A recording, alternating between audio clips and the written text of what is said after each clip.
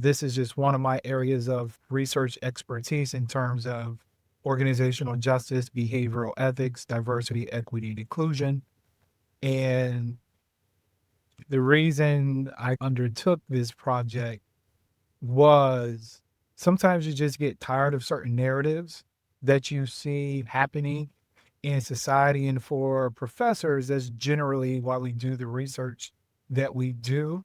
I just got tired of people acting like this backlash toward diversity, equity, and inclusion was not rooted in systemic anti-Black racism. So the conversation in many of the Black communities that I'm in was, yo, this is Jim Crow 2.0. We know that implies there's a connection to the first Jim Crow era from the 1880s to the 1960s, approximately. The project was, let's just put this to bed, let's get it out there and show like there's a connection to what's going on now and is directly tied to our past. Mm-hmm. Is definitely has always been a core part of me to just speak out when I see injustices happen. I probably got that from my mom. My mom raised me and my brothers for the most part by herself. Seeing her journey as a Black woman raising three Black boys in America, she had to be super tough.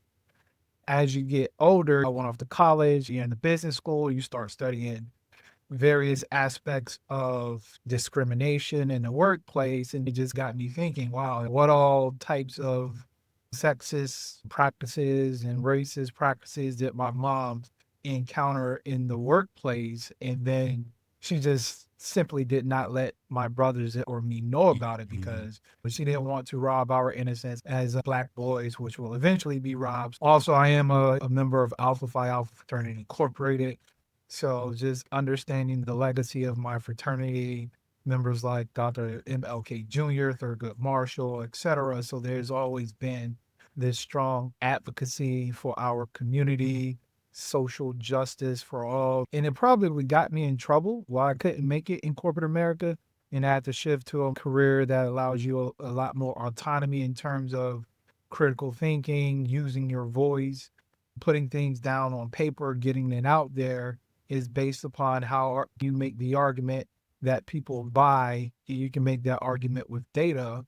So it's been this through line throughout my life in terms of I just can't be quiet when I see injustices happening. So there's always been this fighting spirit in me when I see certain people, particularly those with marginalized identity, getting mistreated. And when you understand that you can say something, you can be a voice for people who don't feel psychologically safe to speak up. The motivation for this project was why are we ignoring the elephant in the room? And particularly why diversity, equity, and inclusion, or DEI, is under attack. And those of us who are actually doing this work is very politically coordinated. And I don't think a lot of people want to admit that this is a political phenomenon. And then when you understand that social conservatism as an American political ideology historically and currently has been the most hostile political ideology toward Black economic and social progress. It was social conservatives, the Dixiecrats back in the day that wanted to keep slavery. It was the social conservatives when they were in the GOP that opposed our civil rights. Historically and currently, there's always been this documented, well-known, evidence-based discussion that social conservatism as an American political ideology has always been hostile toward Black economic and social progress. And they have, for whatever reason, equated diversity, equity, and inclusion as to this is making organizations and college campuses too Black and too brown for our liking, so let's attack it. So when you understand it from that viewpoint, then the connection becomes easy to see why many Black people in America understand this to be Jim Crow 2.0. This was a heavy project to take on, but we felt it was necessary to have that baseline connection and then understand the transmitting mechanism, because you had to have this institutional highway, if you will, that can bring the sins of the past into the sins of the future. And that was the mediating mechanism where we tied in the amount of times a state supported Trump's presidential campaigns. So generally, if you lynched a lot of Black people, you went 3 for 3 in supporting his presidential campaign, which was rooted in the Southern strategy, exploiting people's fears against Black Americans and African Americans. You were just exploiting that resentment. And if you went 3 for 3 in supporting his presidential elections as a state, so your state went to him, then you enacted an anti-DEI law. So the intensity of a state supporting Trump's presidential campaigns was also rooted in anti-Black.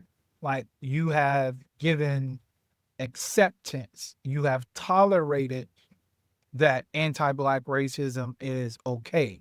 You have signaled that there is a legitimacy for you to have these anti-Black beliefs and practices. And that is how anti-Black racism continues to evolve. It needs this institutional host, if you will. What Trump has done with him using the Southern strategy, you hear it a lot, where it was like he has emboldened his followers to really reveal who they claim themselves to be. For example, like Laura Loomer, she just made some very racist comments toward Jasmine Crockett. Yeah. And that's not an anomaly. That's just, I feel safe to be who I am. And an analogy is, I can take off these white hoods and these white sheets and show who I am, because the person who occupies the highest political office has made it safe and has given freeway to anti-Black sentiments to be a part of not only his presidential campaigns, but his 2 presidential administrations as well. How many organizations are failing their Black employees is simply this: you refuse to name it what it is. You refuse to say, yes, this is a form of systemic anti-Black racism, so we are going to fight because we have Black employees in our organizations, and we believe our Black employees when they say, yeah, this is an attack on me and my community. So the failure is leaders simply don't want to acknowledge it, whether they are just ignorant of it or they're just sticking their heads in the sand and trying to pretend, because America is really good at sticking their hand in the sands when it comes to issues that disproportionately impact the Black community. Having employee resource groups is not illegal. Having cultural celebrations where everyone is invited is not illegal. We are capitulating to this, and since we are the power people and we're capitulating, now that's going to induce fear. Because once I induce fear, that fear is what reinforces this systemic oppression. So eliminate the fear, let Black people know that they are not fighting this by themselves. You will put institutional resources toward them to make them feel psychologically safe and respected. Running from a bully never got a bully off your back. You have to stand up and you have to defend yourself. And all of this kind of factors in the emotional and mental toll that this work takes on. That it takes on me and other people who actually do the work and care about making organizations, this country, more inclusive and equitable for everyone and not just a privileged group. Understand a lot of these attacks we are facing are rooted in systemic anti-Black racism. Some people are just not ready to meet the moment. So we have to meet the moments in the way that our ancestors met the moment. When has America ever prospered following the lead of former Confederate states? It is typically a coalition of oppressed people pairing with enough of effective allies that we get a critical mass to enact policy. So it's never a consensus, it's never a strong majority. It's generally us speaking up for ourselves. There's a certain level of interest convergence with enough people in key positions, but it's never like a consensus movement that advances people who are marginalized, like African Americans in American society. Mhm. This is Social Justice Origin Stories. I'm your host, Rolando Thompkins-Jones. Social Justice Origin Stories is a storytelling project that highlights personal stories and defining moments that have inspired individuals and organizations to labor for equity and social justice. Through truth-telling, the honest sharing of their experiences, storytellers teach us about themselves, enabling us to learn about ourselves and our world through their stories. By reconnecting with pivotal moments of activation in their lives, they invite us to do the same. At Social Justice Origin Stories, we believe that there's power in storytelling and lived experience is experience. There's room enough for all of us to do this work. There are many ways to contribute, and our contributions don't need to be the same. We can enter and remain engaged in the work using the gifts that are special to us while supporting others and using theirs. We have the capacity to grow and change for the better when exposed to new information and experiences. We believe in our inherent worth and capabilities, and we possess the power to inspire and create change within ourselves and others. We can transcend the confines of the status quo to imagine and design more equitable and humanizing systems.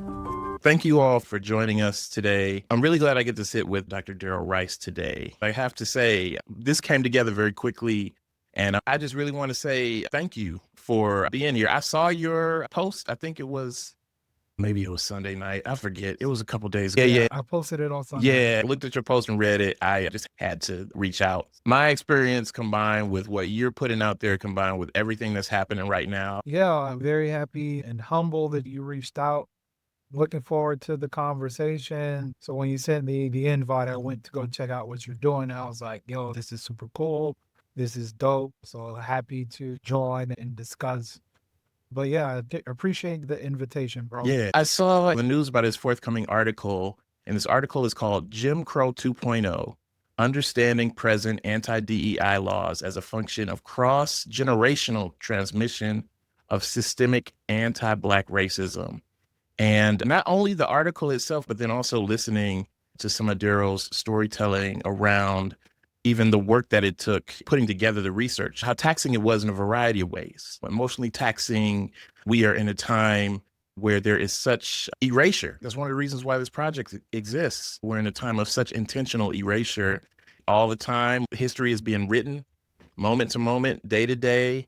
And throughout history, we have always resisted, and people are still doing that. And yeah, I really recognize your work as a way to continue to resist, to continue to elevate our stories and elevate the reality that we are living in now and documenting that. So thank you so much for being here. Really appreciate you sharing your time with us. Yeah, I appreciate the invitation, bro. Again, like you said, it came together really fast. I posted it. The post is going viral. It's already approaching close to 20,000 impressions on LinkedIn. But yes, my name is Dr. Darryl Rice. I'm an associate professor of management as well as the Richard T. Farmer Associate Professor at Miami University. I've been at Miami University for 10 years now. This is just one of my areas of research expertise in terms of organizational justice, behavioral ethics, diversity, equity, and inclusion. And the reason I undertook this project was sometimes you just get tired of certain narratives that you see happening in society. And for professors, that's generally why we do the research that we do. There's a cliche, the best research is me search. So that has always been my way of asserting my voice on various topics within my research expertise. And regarding the whole backlash about diversity, equity, and inclusion, this journal had a special issue. And I felt like most of the stuff surrounding this backlash regarding diversity, equity, and inclusion, I felt that lacked like this empirical, intentional kind of just let's break it down and call it what it is. And to me, you called it what it is with data, empirics. So I just got tired of people acting like this backlash toward diversity, equity, and inclusion was not rooted in systemic anti-Black racism. So the conversation in many of the Black communities that I'm in was, yo, this is Jim Crow 2.0. We know that implies there's a connection to the first Jim Crow era from the 1880s to the 1960s, approximately. The project was, let's just put this to bed, let's get it out there and show like there's a connection to what's going on now and is directly tied to our past. hmm Yeah, I appreciate you naming the direct connections to the past. One of the reasons why this project exists is another part of why it exists is to serve as some counter narratives to the erasure that is happening. And so, for those narratives out there that would suggest that this is something new or that it is not connected to history. So, I think of those moments or those quotes, folks might say, hey, this isn't who we are. This isn't the America that I know. This isn't who we are. Like I hear that one a lot. This is not who we are. So actually, hey, if you look back throughout history, it is not surprising the backlash that we are experiencing. And so I just wanted to say I appreciate your intentional naming of that. And then you're also describing how you came into it as, hey, I just got tired of these narratives that are leaving out real important information and pretending as if this is not rooted in something historical and that there's not some design involved in this too. So thank you for that. I share this quote sometimes from Corey Bush. It says, many of us do not choose to become activists. Instead, we are activated. What are some things that activated you for your passion for doing this work? Yeah, it's definitely has always been a core part of me to just speak out when I see injustices happen. I probably got that from my mom. My mom raised me and my brothers for the most part by herself. Seeing her journey as a Black woman raising three Black boys in America, she had to be super tough. As you get older, I went off to college, you're in the business school, you start studying various aspects of discrimination in the workplace. And it just got me thinking, wow, what all types of sexist practices and racist practices did my mom encounter in the workplace? And then she just simply did not let my brothers or me know about it because she didn't want to rob our innocence as Black boys, which will eventually be robbed. So that was one point. Also, I am a member of Alpha Phi Alpha Fraternity Incorporated. So just understanding the legacy of my fraternity, members like Dr. MLK Jr., Thurgood Marshall, etc. So there's always been this strong advocacy for our community, social justice for all, and even like just conversations with my wife. She's stay at home, but she also runs her own business. And we have multiple conversations in terms of, yo, what would this look like if you return back to work? And as her husband, I'm like, I know what it is out there. She knows what it is out there in terms of the unique path that Black women face in a lot of American companies. So it is for the sake of your own mental well-being. Keep running your business from home. And it probably got me in trouble why I couldn't make it in corporate America. And I had to shift to a career that allows you a lot more autonomy in terms of critical thinking, using your voice, putting things down on paper, getting it out there is based upon how you make the argument that people buy. You can make that argument with data. So it's been this through line throughout my life in terms of I just can't be quiet when I see injustices happening. Even at work, I always tell people, we will always be cool until you tell me to turn off my brain and not believe what my eyes are showing me what is happening. So there's always been this fighting spirit in me, particularly when I see certain people, particularly those with marginalized identity, getting mistreated. And when you understand that you can say something, you can be a voice for people who don't feel psychologically safe to speak up, people who are just, yo, I'm not in a position to put myself or my family at risk. My wife even was like, I always have to be you. Like, I know who I marry, but why always you have to be the one rattling the cages? And she knows that this is just who I am as a person. In terms of what activated me is a combination of genetics environment, the profession I've chosen, where when you see an injustice, you are in position to call it out for those who cannot necessarily call it out. And when you were sharing, you said, "Oh yeah, I tell people, hey, we're cool until you ask me to turn off my brain." Or it made me think of James Baldwin's quote, and particularly as it relates to your work and research and with employees and companies and how staff are being treated.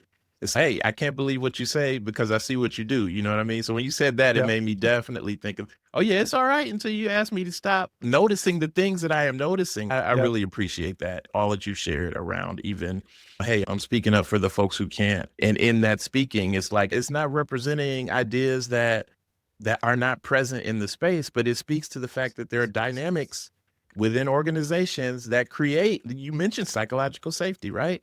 That create the conditions where folks are not psychologically safe to speak out. So I appreciate you bringing the work that you do and you bringing some of that your knowledge and your sharing here with us.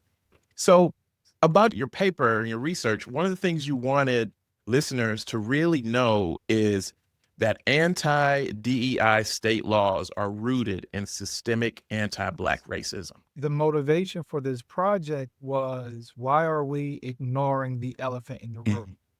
And particularly why diversity, equity, and inclusion, or DEI, is under attack. And those of us who are actually doing this work is very politically coordinated. And I don't think a lot of people want to admit that this is a political phenomenon and is driven by the right wing of the GOP.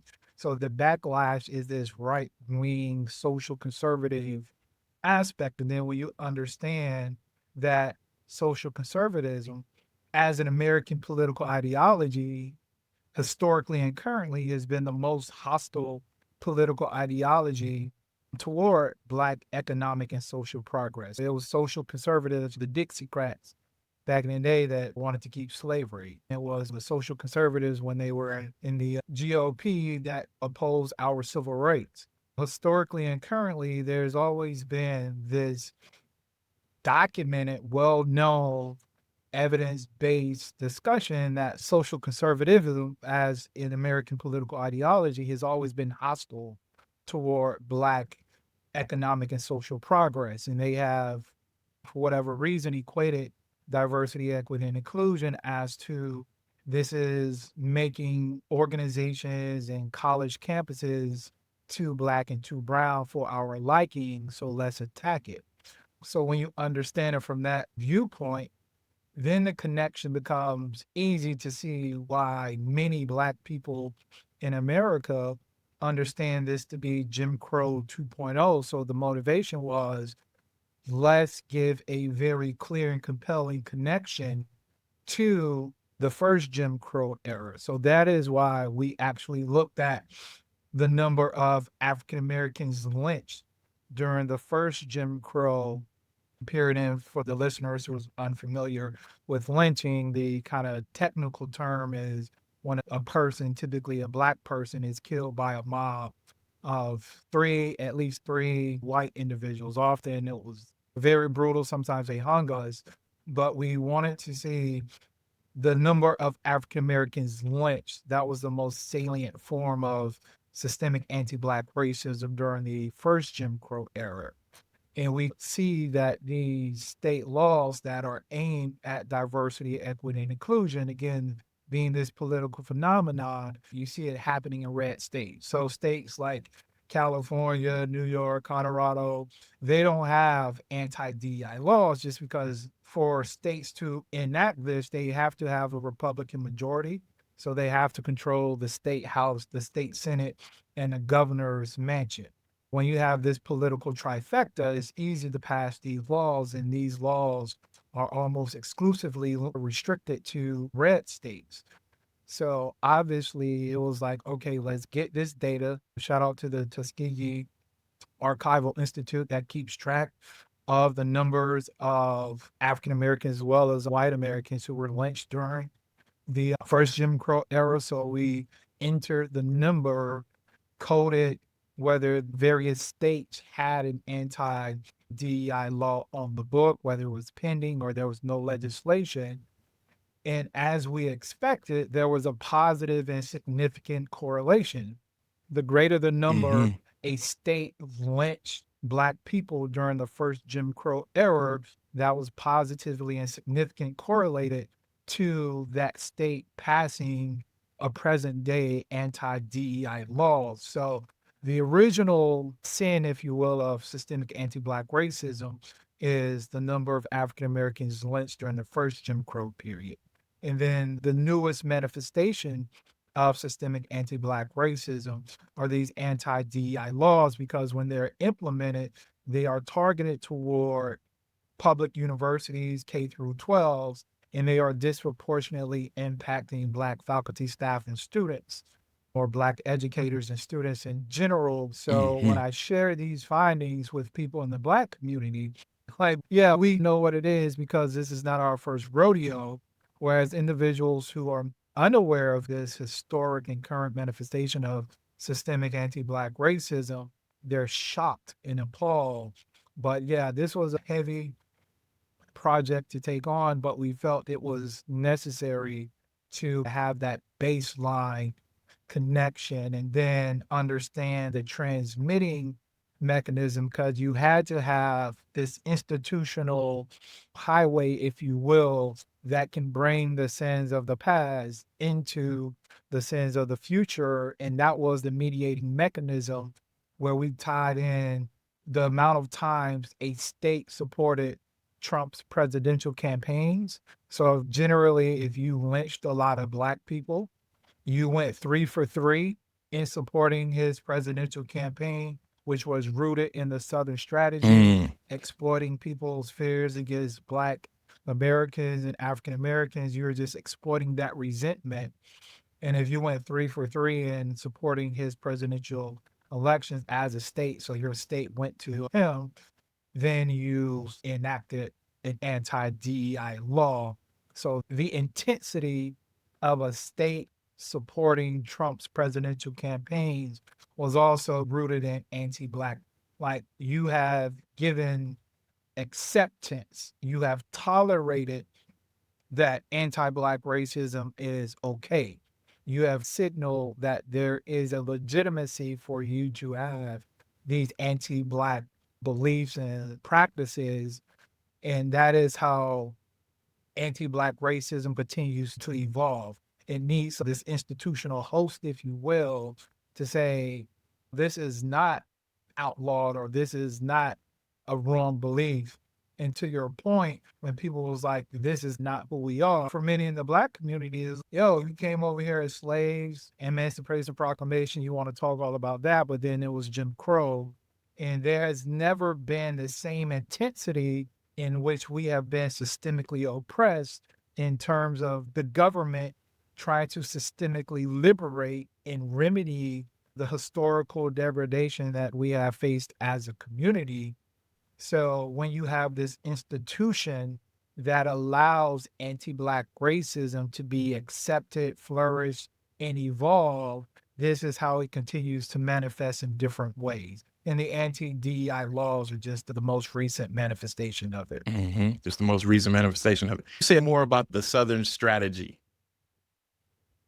The Southern strategy is this political strategy where there's a fundamental belief that some voters simply reject the idea that America should be a harmonious and functional, multiracial, multi-ethnic society.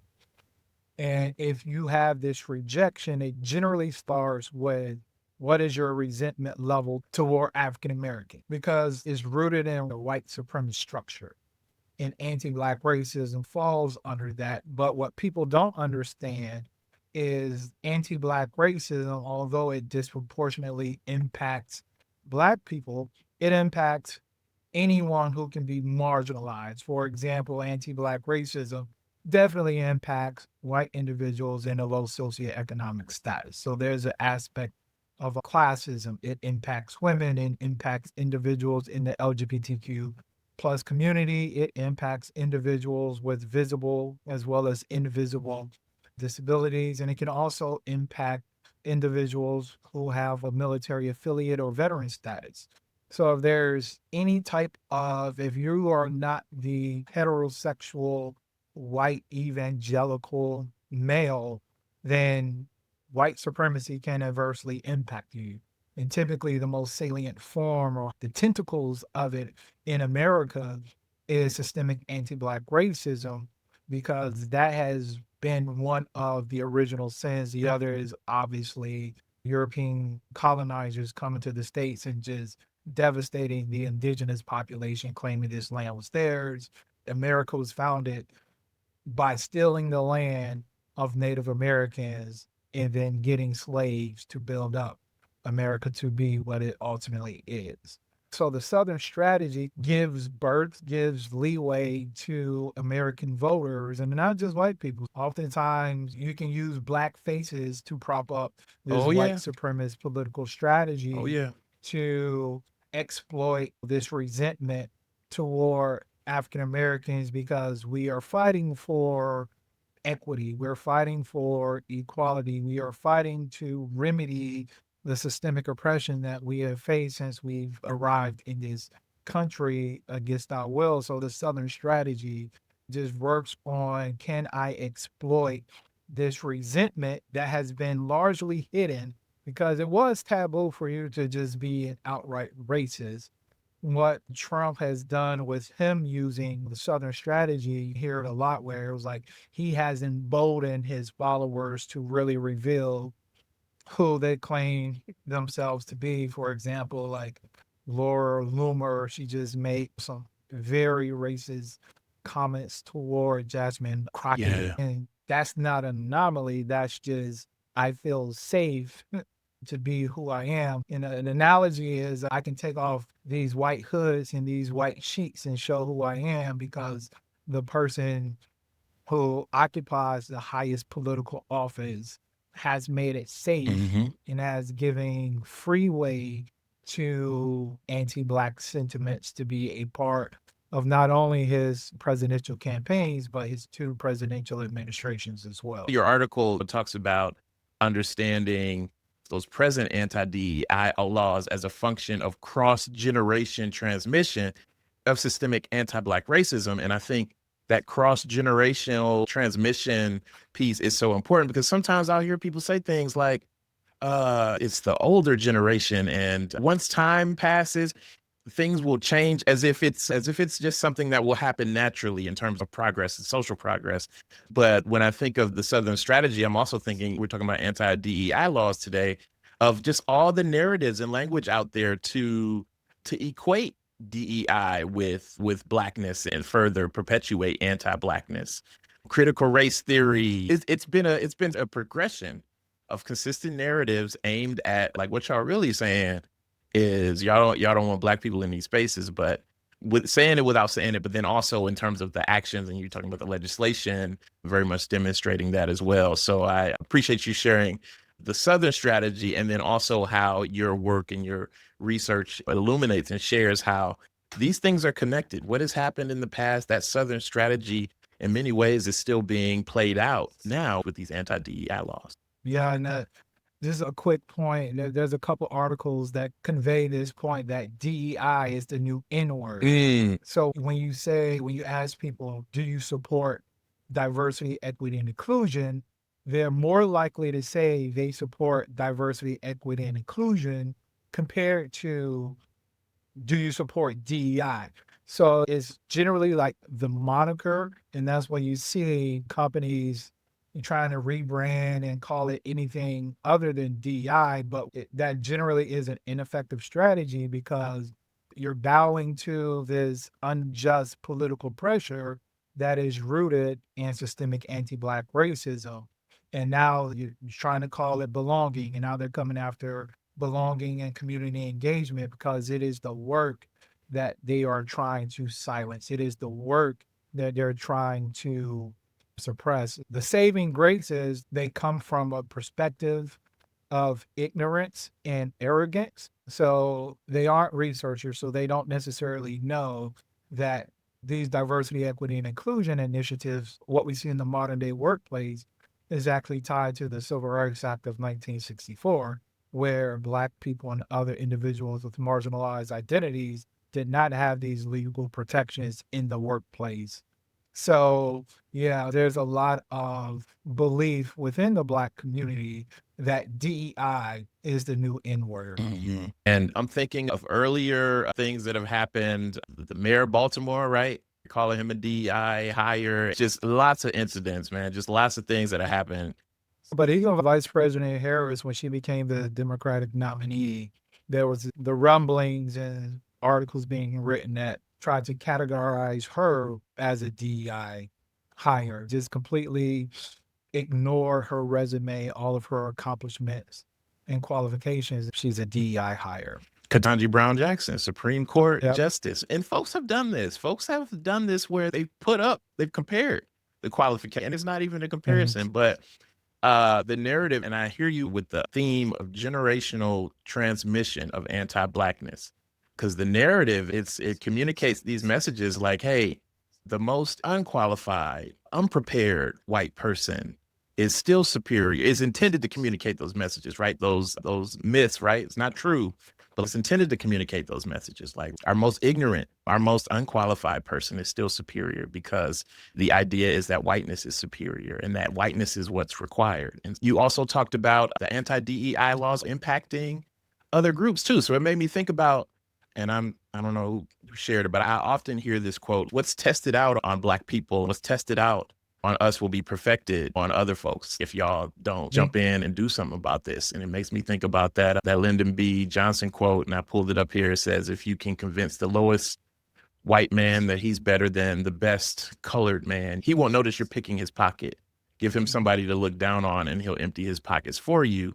That really resonates with me too, in terms of the transmission part, right? Like we want the most unqualified of whiteness is because whiteness is that is required, is the messaging that is being put out there. I'm just saying all that to say I appreciate your framing of that in the Southern strategy, because I do hear that sometimes. It's a generational thing. It happened in the past. And as if we just let time pass, things are going to progress without any action on our part. And those old ideas just pass away. No, those things are transmitted. Yeah, a lot of people don't understand when we start talking about this cultural transmission. That's a psychological phenomenon that happens at a cultural and institutional level. So when you say transmission, it means like an older generation, given that they occupy these positions of power, right?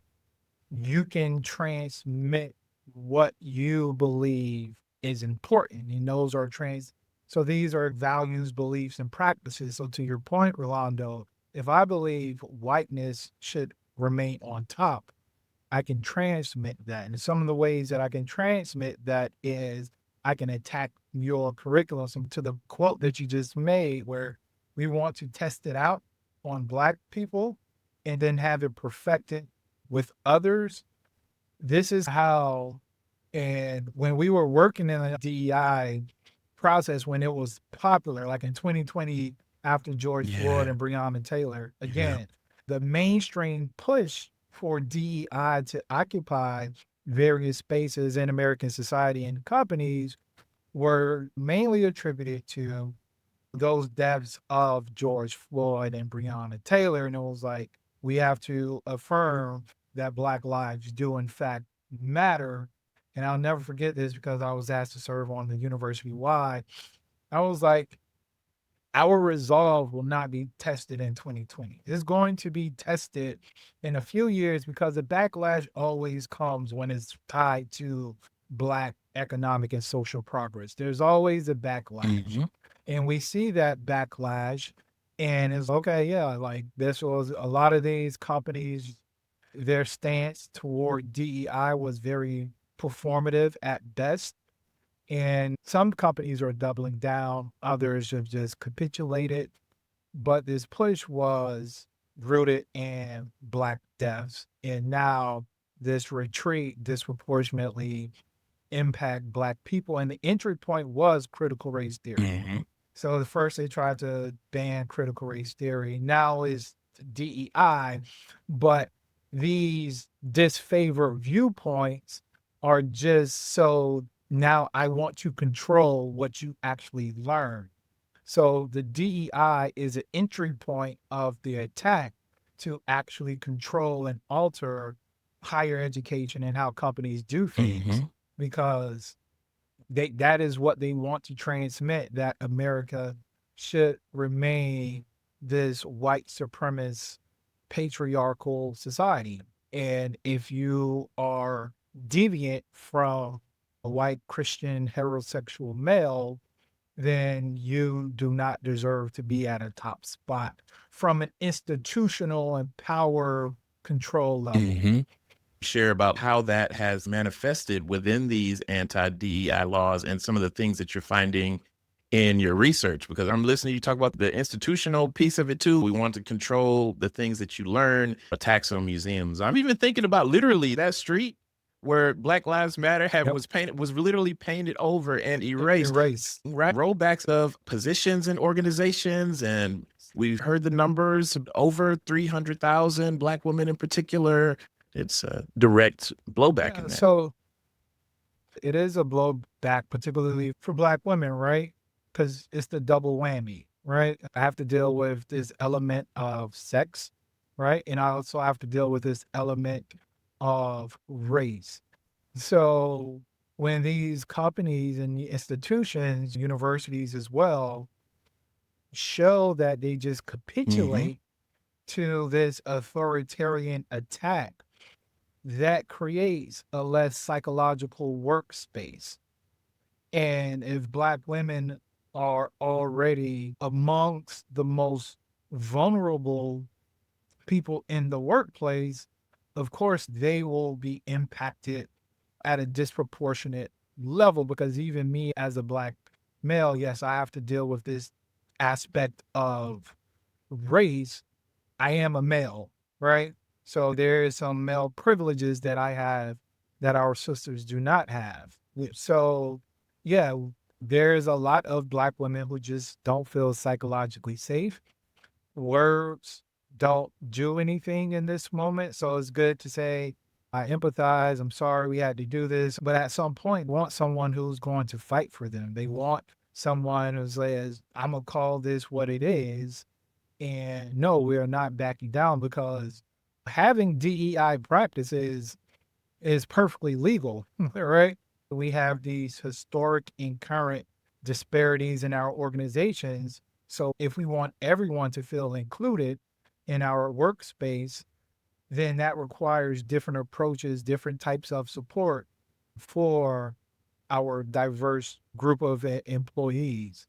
So when you just don't have leaders in these organizations who actually get it, it's very depressing. And then it's like, why would I come and spend 6, 7, 8 hours a day in this space where I don't feel psychologically safe? And you can't even acknowledge, like, your retreat of this is the reason why I don't feel psychologically safe. So there's no hope. At least if you was like, we made a mistake, let us get back in your good graces, educate us on what we've done wrong so we don't make the same mistake again. There is no kind of opportunity for redemption. So if you can't even acknowledge that this kind of capitulation to this right-wing pressure is completely just an authoritarian attack, I have to protect my own mental, psychological, physical health, because I don't trust anyone to do that, because that's what trust is, your willingness to be vulnerable to someone else. So what were some of the things that you cited in your paper from your research? Yeah, so the main finding is establishing that positive and significant relationship between the number of African Americans lynched in the first Jim Crow era in a state, and connecting that to that state passing these present day anti-DEI laws, and then tying it as well to the intensity of the support that they offer Trump's presidential campaign, because Trump is a very unique political figure in terms of, in the moments that he ran to be the Republican nominee, he won 3 times. So he was clearly the institutional leader of the Republican Party. He ran against Hillary Clinton. He ran against Joe Biden. And then he ran against most recently Vice President Harris. So where the Democrats had three different candidates to kind of go toe to toe with him, he was always the Republican nominee. So that's why we focus on the presidential campaigns, because that was the consistent through line that can bring the past to the present. And similarly to the number of African Americans lynched, that disproportionately happened in the southern former Confederate states. There's a strong correlation between those southern Confederate states always supporting Trump, where Georgia was the exception when they went for Biden in 2020. Those kind of Confederate states also have the highest number of African Americans lynched during the first Jim Crow era. So it made sense logically and from a statistical correlational perspective that those former Confederate states would also be the states that go 3 for 3 in supporting him during his presidential campaigns. In one of the premises of your article, you say many organizations are failing their Black employees. When Black employees are saying we're living in Jim Crow 2.0 and being met with denial, or like you said, capitulation. You talked about psychological safety. It's like I'm seeing this from many institutions as well, seeing this in higher education as well. And what would you share to leadership within institutions? And also, what would you share to Black staff who may come across this? To leadership, and again, I speak to organizational leaders a lot, being a professor in management. Oftentimes, you're elevated in management because you can make decisions based upon data. You can make tough decisions. You are afraid to effectively resolve conflict, right? You're not scared to call a spade. So the failure, how many organizations are failing their Black employees, is simply this: you refuse to name it what it is. You refuse to say, yes, this is a form of systemic anti-Black racism, so we are going to fight because we have Black employees in our organizations, and we believe our Black employees when they say, yeah, this is an attack on me and my community. So the failure is leaders simply don't want to acknowledge it, whether they are just ignorant of it or they're just sticking their heads in the sand and trying to pretend, because America is really good at sticking their hand in the sand when it comes to issues that disproportionately impact the Black community. So this is in many ways the status quo. You're only 13% of the population. You're not 13% of the individuals we employ. We're generally underemployed and underrepresented in most organizations, especially if it's a predominantly white organization. So that is the failure. So my advice would be, have a candid conversation and not just stop at the point of candid conversations, but move into, what do you need from us in this moment? And if they tell you this is what I need for you in this moment, do not hide behind corporate legalism in terms of, hey, we're not sure if we can do this, or our general counsel is. Legal compliance has never been an effective tool to push Black people forward. And that's generally us demanding, all right, you fail, so now we have to push this route for ourselves. So organizations hiding behind what their general counsel says is appropriate or inappropriate, because again, none of this stuff is legal. Having employee resource groups is not illegal. Having cultural celebrations where everyone is invited is not illegal. We are capitulating to this, in a sense. We are the power people and we're capitulating. Now that's going to induce fear, because once I induce fear, that fear is what reinforces this systemic oppression, because now not a lot of people feel safe. And if not a lot of people feel safe, no one speaks up. So it just feeds into this system. So eliminate the fear, let Black people know that they are not fighting this by themselves. You will put institutional resources toward them to make them feel psychologically safe and respected. So it's not this top down approach. Go talk to your Black employees, see what they need. And if you're going to ask what they need, don't hide behind corporate legalism, because that's, again, all that will be the status quo. Let me have this conversation, offer what can I do, and then ultimately you're not able to do anything for the most part due to reputational risk. So it's not legal risk, it's reputation. I don't want to be seen as woke, right? Where in the Black community, we have to be woke, right? One false move, I get pulled over, can end my life. So I have to be woke and aware that I am operating as a Black individual in this American society that has historically and currently hostile toward Black bodies.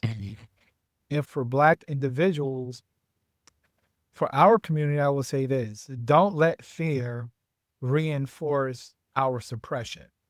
Again, there's always this tendency to drift towards self-preservation.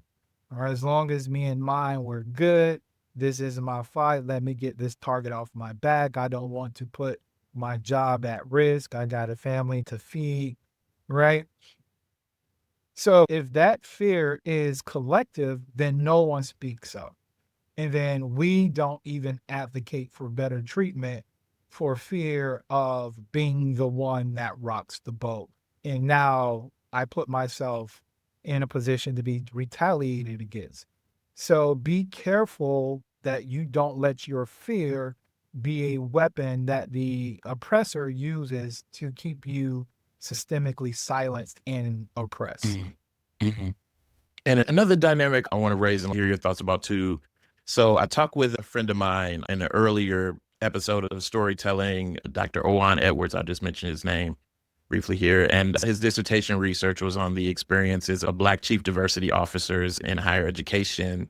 And through our conversation, he was studying anti-DEI legislation in terms of its impact on the higher education space and how particularly Black chief diversity officers and equity officers were navigating that experience. And one of the things we talked about there was in organizations and institutions, we also have Black staff who are actively serving and trying to change the dynamics that they're working in environments that are not designed for us, right? So working in environments that aren't designed for us. We weren't included in the for consideration when these things were built and designed.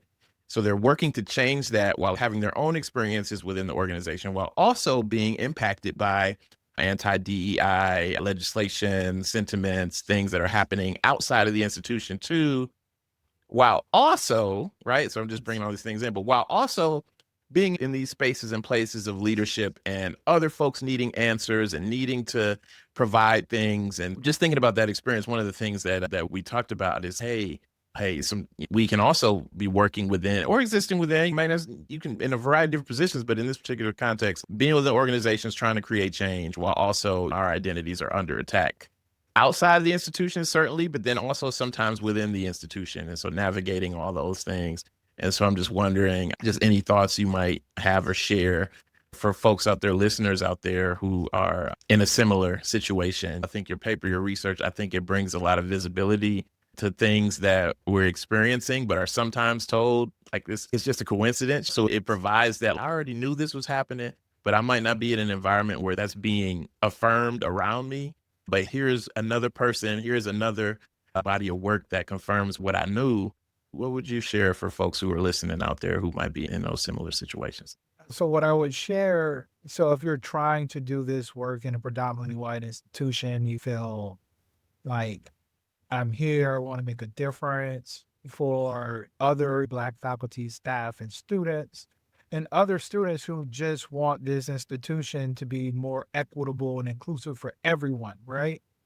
Particularly if you are a Black person or a person of color, from a psychological and a research standpoint, it's called the inclusion tax.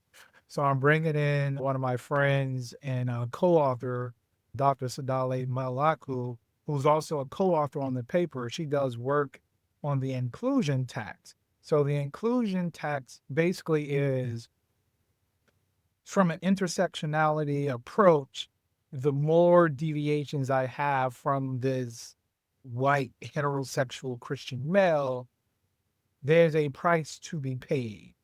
So the price, like the inclusion tax is, I'm a Black faculty at Miami University, a predominantly white institution. An inclusion tax is, if there's a diversity, equity, and inclusion committee, I'm going to be asked to serve. If there is student organizations that have a social justice, community engagement, upliftment approach, then those students will want me to be their faculty advisor. So I'm the faculty advisor to the 3 student groups, one being the Multicultural Business Association, one being the Student Society for Human Resource Management, and also I'm the campus advisor to Alpha Phi Alpha, the chapter at Miami University. And I get asked by graduate school students who are doing research in the DEI space to be on their committee. If it's in the Black scholarship literature, I get asked because I've been able to publish Black scholarship in really good journals. So they want my expertise in how you navigate transforming this dissertation into a peer-reviewed journal article, or people who don't feel safe going to their superiors on campus come to me because I am seen as this psychologically safe person who gets it, not just from a lived experience standpoint, but from an area of research expertise, and one who the research is quantitatively focused. So I'm not a qualitative researcher. I like to ask very difficult questions. You can argue with me, but eventually you're going to have to deal with this data that I'm presenting you.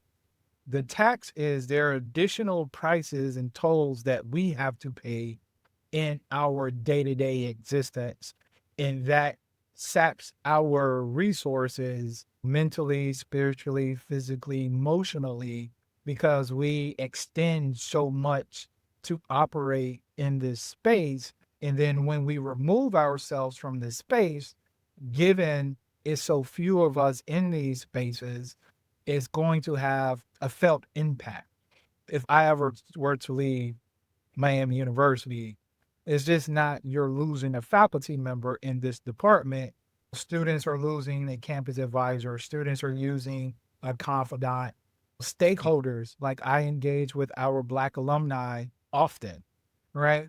So there's this domino effect because of the inclusion tax, but you do have to take care of yourself. You do have to make the decision to see, all right, do I have enough people? If I push this issue, I can push this issue. And that can be people internally or externally. And I also tell people, particularly if you are in higher education, you are employed at a university, particularly public universities, know your rights. Educate yourself on First Amendment, educate yourself on the 14th Amendment, because a lot of this stuff is an infringement on First and 14th Amendment. So there was a ruling out of Mississippi where a Republican appointed federal judge struck down their anti-DEI law because it ran afoul with the First and 14th Amendment. And these are copycat bills. But if you're just relying on what your general counsel says, which are generally political appointees, like the governor appoints board of trustees and general counsel, talk to external people where that conflict of interest is not present. Educate yourself on your rights, because you can ask questions like, is this an issue of academic freedom? I feel like you're restricting like how I can disseminate this information. Or this policy that you're implementing, did you look if it's disproportionately impacting people of color? Is it disproportionately impacting women? Because it still has to be equal protection under the law. But that does take a bit of courage to say, I want to seek external legal counsel, but your employer does never has to know you do that. And hopefully you have someone at your institution where you can confide in and you feel like you are not alone, because when you feel isolated, then it just amplifies that inclusion tax where you just may have to say, yeah, other people will feel my presence being left, but this is no longer my battle. Yeah, I appreciated you sharing your insights on that. I got to tell you, as we shared, you talked about the First Amendment, you talked about the 14th Amendment. I'll just share some places, as you said, have doubled down on their values of social justice. Some places have capitulated, but it is nothing like the feeling being within a place where it's all, y'all not fighting for us. Y'all giving up before the battle was even to be had, preemptively in some instances. That's a huge point. In terms of the mental exhaustion this project took for me and my colleagues, we knew that correlation would exist. We went in pretty confident, right? It was just, yeah, we're unsurprised. But doing the research, right? We're talking about our ancestors being lynched, right? That's dark, that's heavy. And then finding that it is having this present day effect, just from an empirical standpoint, we have to wrestle with Black deaths are being manifested in this very different way, and having to control those emotions to the point where we can actually make a scholarly argument. So we had to explain from a theoretical standpoint, this is why these relationships exist. Went through a peer review process and then having to address the comments in a way that we can satisfy the reviewers' concerns, but still be true to the ultimate message that we wanted to get. So we can't truly feel, because writing this academic piece, you have to be in a certain mental space because you are making very logical, concise arguments. Here's this proposition and this theory that's going to connect these variables for the most part. So having to suppress that was one. And then also being in an institution where you feel like there is this capitulation. So one of the things I also had to deal with is most people in higher education, and this is belief, but I think if I did a study, the data would bear this out. The capitulation in this preemptive giving up in this over compliance is rooted in most institutional leaders in higher education spaces are just conflict avoidant. So me being from the north side of Jacksonville, Florida, stand up Duval County, we fought for what we believed in. So I recently had to understand that not everyone is willing to fight. Like, not everyone is willing to be 10 toes down. And I played sports throughout high school, so it was always like the people I played sports with, if you come at one of us, you come at all of us. My mom raised me that way. If someone is going after your brother, they're going after you. So I've always had the teams, my brothers, my fraternity, my line brothers, it was always us versus them. If you attack one, you attack all. And now I'm in an environment where there is no collective or team fight. It's a few individuals who are y'all comfortable with this happening, and then realizing you're in a fight, but the people you thought were on your team aren't real fighters. That can also be a depressing and isolating feeling. So there's a lot of conflict avoidant people, very agreeable people in leadership positions. And that is why you see this capitulation this preemptive over compliance.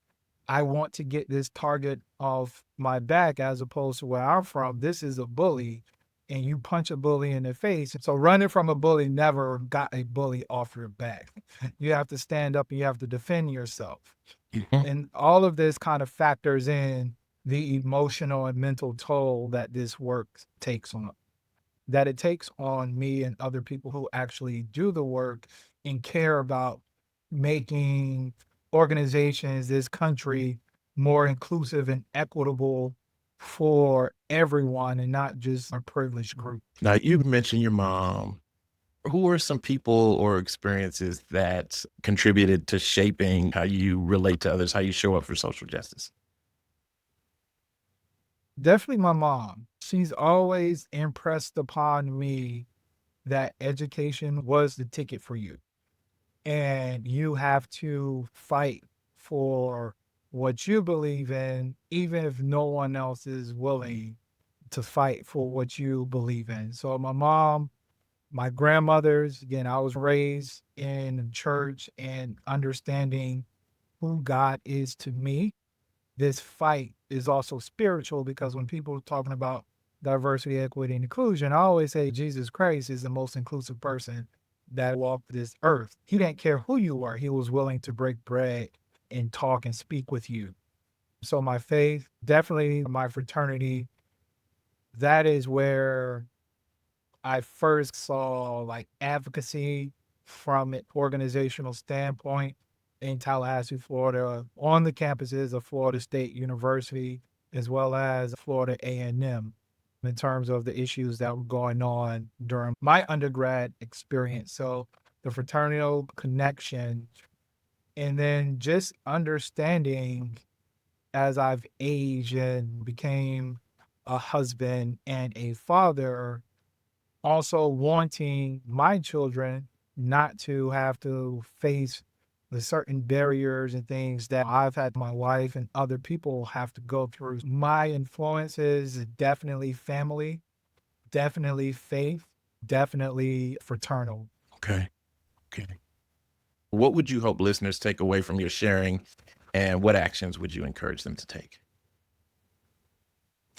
Resist, fight back, understand a lot of these attacks we are facing are rooted in systemic anti-Black racism. Some people are just not ready to meet the moment. So we have to meet the moments in the way that our ancestors met the moment. So resist, fight back, educate yourselves on your rights, right?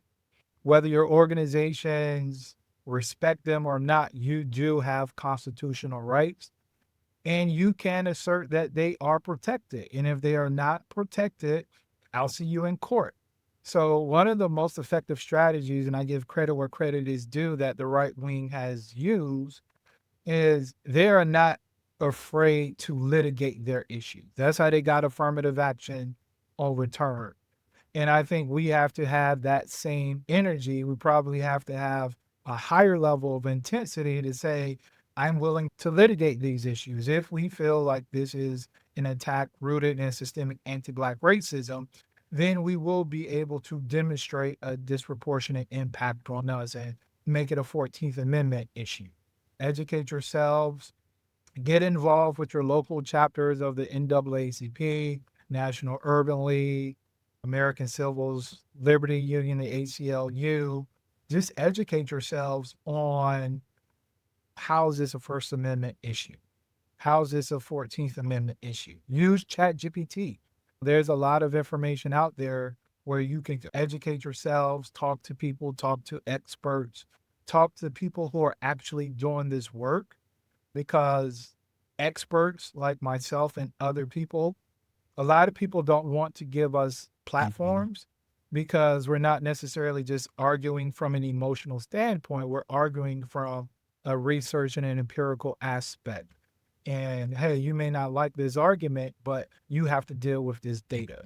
So when you're talking about these anti-DEI laws, you can say, hey, there's a positive and significant correlation between the number of African Americans lynched in a state during the Jim Crow period and a state passing this anti-DEI law? Do you know, like, Trump's, campaign was rooted in the Southern strategy. So this is their attempt of the South is rising again.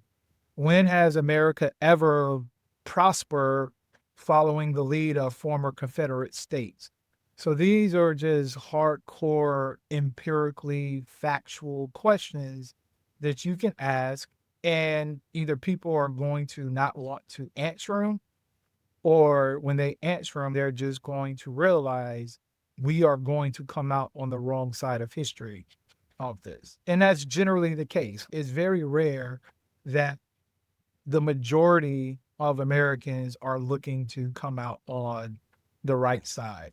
It is typically a coalition of oppressed people pairing with enough of effective allies that we get a critical mass to enact policy. So it's never a consensus, it's never a strong majority. It's generally us speaking up for ourselves. There's a certain level of entrance convergence with enough people in key positions, but it's never like a consensus movement that advances people who are marginalized, like African Americans in American society. I have 3 prompts for you. It's really just a snapshot of where your mind is in this current moment. I could ask you 6 months, couple years down the line, your responses may be different, but it's really just about what comes to your mind right now. I'll say, finish the statement, I'll give the prompt, and then whatever answer you have is really all the answers that's required. It could be as long or as short as you want it to be. True social justice is possible when? True social justice is possible when we care about equity for everyone. And I say equity and not equality because equity represents fairness where equality represents sameness. And we can never be an equal society if we're not an equitable society. So true social justice will be possible when we care about equity for everyone and not just people who look like us. My approach to social justice is shaped by. My approach to social justice is shaped by faith, family, and fraternity. Understanding and sharing our social justice origin stories is important because. It's important because it lets people know they are not alone. It lets people know that there are people who really care about this from a very intimate and personal manner. And it is important to share because it can also be points of inspiration. Thank you. My genuine hope is that these messages, this storytelling, this sharing outlasts us. I hope it reaches far into the future. I hope it reaches far into the future and reaches folks, even in these times of erasure, that our words and our sharing will reach others in ways that it's affirming to them, can reach them in the times that they need it, just like we might have writers or artists or different folks out there whose work we came across and it was illuminating for us in our own journey and development. I hope our storytelling does that for other people too. For future generations that may come across this recording years from now, is there any wisdom you'd like to pass on to them? Anything you'd like to share with them that you'd like them to know? Yeah, a quote from Dr. MLK Jr. The time is always right to do the right thing. And it's not these moments of convenience and comfort, but oftentimes in turmoil and challenge. But yeah, the time is always right to do the right thing. All right. And with that, I will say thank you. Thank you so much for joining me, for saying yes so quickly, for being a part of this, believing in the project, and then sharing your voice among the collective of stories that we have here. You matter, your work matters. The stories of the folks that you talked to get to this place and share what you had to share with us today, all of that is connected. All of that matters. Thank you. Thank you so much. Appreciate the invite. You got my number. You got me locked in. I'm here to help. Absolutely. Absolutely. All right. So Darryl Price, Dr. Darryl Price, everybody. Thank you. Thank you for listening. If you enjoyed this episode, please leave a review and subscribe to Social Justice Origin Stories wherever you get your podcasts. You can also watch video episodes on YouTube at Social Justice Origin Stories, and I'd really appreciate it if you subscribe there as well. Video episodes are also available on the project website, socialjusticeoriginstories.com. I'd love to hear about how you're engaging with the stories. Share your thoughts at socialjusticeoriginstories.com/contact or by emailing stories@socialjusticeoriginstories.com. To support the work of Social Justice Origin Stories, consider becoming a monthly patron. Your contributions will help keep this research going and support its mission. Visit patreon.com/socialjusticeoriginstories to learn more and to make a contribution. Again, that's patreon.com/socialjusticeoriginstories. You can start or stop anytime. Social Justice Origin Stories is edited, hosted, and produced by me, Rolando Thompkins-Jones. Many thanks to our storyteller this week and the many storytellers who have contributed to this project. And thank you for joining me this week. Take care.